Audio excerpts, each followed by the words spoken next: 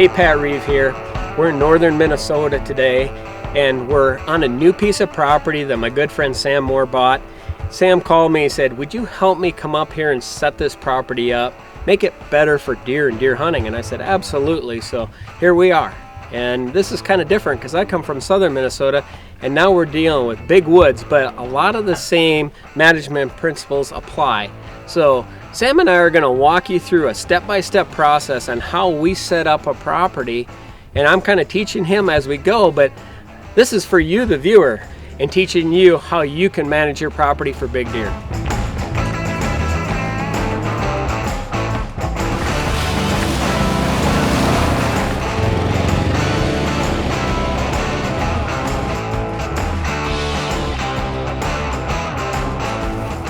Welcome to the property. I don't even have a name for it yet.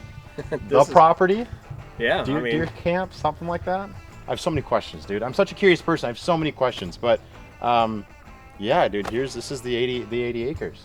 Well, first of all, I don't have all the answers either. When it comes to deer, they teach you every day. Just to give you kind of a general landscape, obviously Mille Lacs is not too far away. We're right here, and a lot of this country is up and down bog to non-bog, so it's not really hilly. There's a lot of elevation change. There's a lot of low area, and with that I think means good cover and maybe some swamp giant deer. I don't know. It's a lot different in southeastern Minnesota. I can promise you that. We have 80 acres. Most of it runs this way. The front of the property, we kind of just went to a little bit of the front, has most of the wetness. There's still little pockets randomly, I think, but the most from here on out is kind of prime time. It's hardwoods. This property, someone owned it beforehand, and I probably did a little bit of hunting. I mean, there's like a trail and kind of a cleared area. Yeah, I can tell you, it has potential. I mean, when I looked at this from an aerial perspective and I studied it, I mean, you got great habitat here.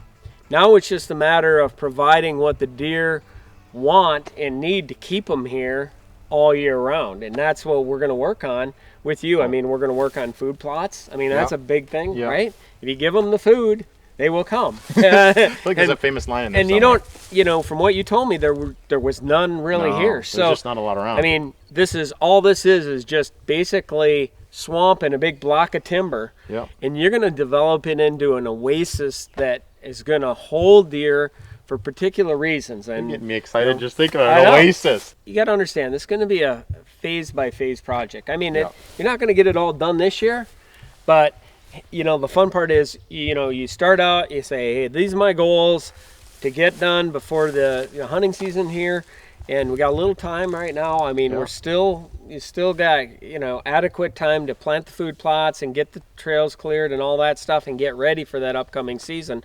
And then, of course, the season. Then we'll work on, phase 2 next year. But I always say it takes 3 or 4 years to really dial in a piece of property anyway. So it makes sense. You can't do it all in 1 year. Right. And all of a sudden next year you're like, man, let's do this. So you'll learn as you go. You'll learn more about how the deer use this property. You're going to learn about the residential deer that live here. Yeah. I mean, there's so much to do, and let's just get started, man. Let's go look at it. All right, I'm excited to show you the rest of the property.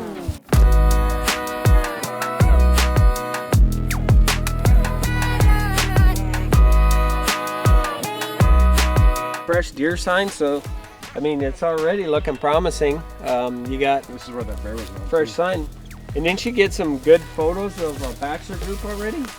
Yeah. We had a group of 4 come through actually. Out through that field, and 2 of them were looked like that they were shootable deer.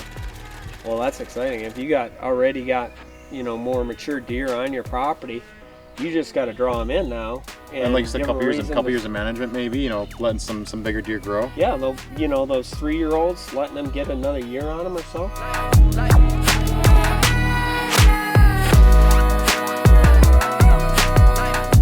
Got deer going both ways. See the tracks here? I mean, and this looks like it's a buck track because it's, definitely got some weight to it. And you also got some that are going that way, so they're using this. This trail goes all the way to the back of your property, right? Yeah. We're getting close there. We're about halfway there, I want to say. And I like the way you've done here. You got one trail all the way into it. Pretty much goes up the gut, like right almost up the middle. and you're gonna build feeder trails off of that. Maybe discover, you know, you already mentioned that you got a potential new site, and you're asking, do I develop that this year? Let's get this plot in, let it sustain itself, and you know, have low impact, and let the deer start using it and get you know, ready for that early archery season that starts here mid-September. Yeah, it's so not that far away. let's either. not push the envelope too far. So you're thinking this trail coming up? I mean, we have a little bit of a clearing up there that, you know, you might say is a good spot for a stand. We have the main plot, maybe even an area on the trail too. But for now, that's game plan. That's a good start. Yeah, I won't worry about seeding. A lot of people seed down the trails and stuff. I don't like seeding trails unless I want to do that to hold the soil from erosion. I don't want to make it a food source necessarily unless it's leading to my food source, because I don't want to compete. I don't want the deer to go to there. That to be the one. Yeah. Well, that makes sense too. Like like you said, if you build it, they will come. We start putting food and stuff all over the edge of this, because that was something I asked. I was like, well, we cleared this. Do we till it? Do we plant it? And so you're saying that leave that, let that be the food source. Let that be the drawing card. That's your primary spot. We don't want them snacking in here. We want them snacking in front of us. Yeah, that makes sense. And if you hunt that right and hunt it, you know, properly, and don't overpressure it or overhunt it, you'll have great hunting throughout the season, because that food source is going to offer enough, you know, tonnage that'll keep those deer coming in there. Especially in this country, there's no other food. Yeah, it's not like your neighbor's planting, you know, a food plot. So you got all the groceries that the deer want right there. So let's just make that the primary spot. You don't have to, you know, try to attract them. They're already here. Yeah, we just got to hold them. We just got to make sure we can hold them.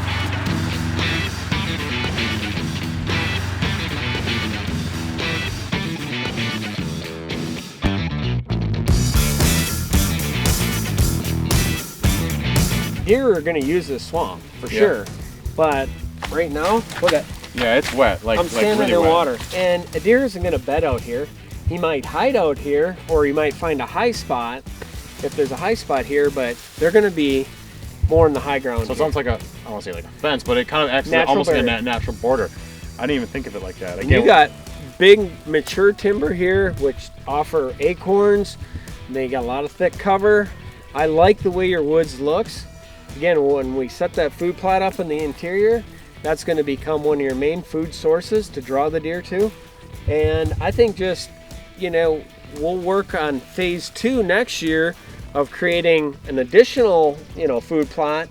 But then you got a half a year under your belt to kind of figure out the deer and see, you know, what you got going here. And then you also can assess it when there's less foliage on the trees. So just it's a step-by-step process, but you got some great potential. What's our next step here? Is it that food plot?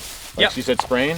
Next step is just basically spraying that plot and getting, you know, the weeds and stuff killed, so we can then in a couple weeks come in and till it. And all this cover right here is just going to be your sanctuary. If you got the does here and stuff like that, most likely you're going to draw outside deer in. And that's what I think the most exciting part to your property is you have so much massive timber all the way around you that you don't know what you're going to draw in. It's going to be, especially if we can build a food plot there and like make it, dude. It's going to be exciting, because it's not like, you know, the neighboring timber doesn't have anything in it. It's got stuff in it. It just needs you need some reason for to pull it over. Something bring them over. Yeah, so. Well, I'm excited. Yeah. And I'm excited to get out of these mosquitoes too. So I appreciate it. And another week and we spray.